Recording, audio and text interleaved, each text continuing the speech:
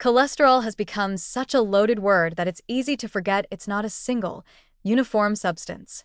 In fact, there's an important distinction between the cholesterol found in animal-based foods and the cholesterol-like compounds found in plants, namely plant sterols and stanols. These two groups might sound similar, but they behave very differently in the human body. One has historically been blamed for raising blood cholesterol levels, while the other is actively used to lower them.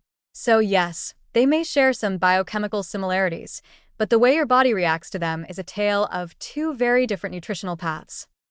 First, cholesterol from animal products, sometimes called dietary cholesterol, is only found in foods that come from animals.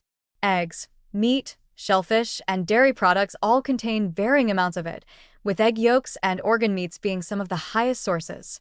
When you consume this type of cholesterol, your body absorbs a portion of it, and it enters your bloodstream. But here's where it gets nuanced. For most people, dietary cholesterol has a surprisingly modest effect on blood cholesterol levels.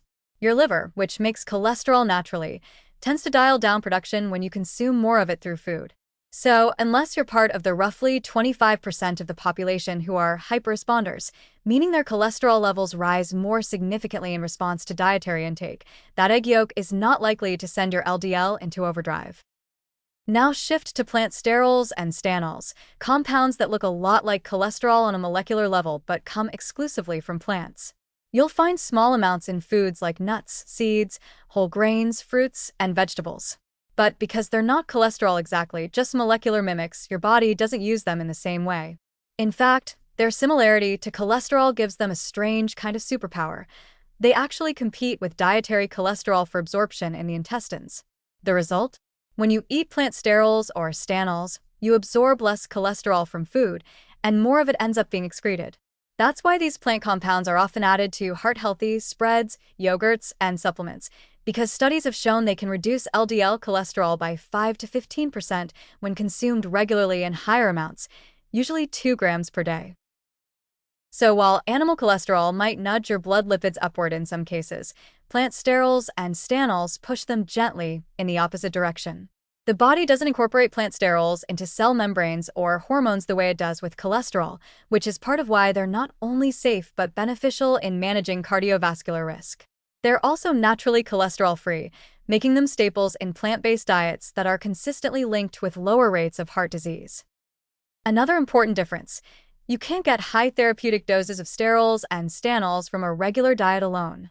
The amounts found naturally in fruits and vegetables are too small to make a clinical impact, which is why fortified foods exist. So, unless you're intentionally seeking them out, they're unlikely to make a major dent in your cholesterol numbers on their own, though they certainly don't hurt.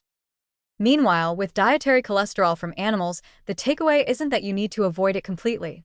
Rather, context is everything.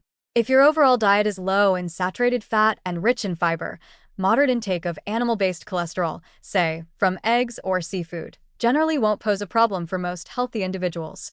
But if your plate is piled high with fatty meats, processed foods, and refined carbs, then dietary cholesterol may become part of a bigger metabolic picture that does affect your heart health.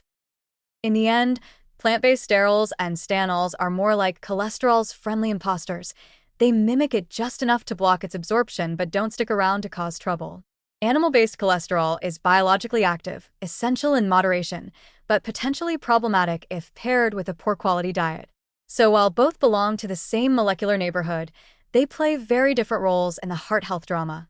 One a co-conspirator in some cases, the other a low-key hero hiding in your salad.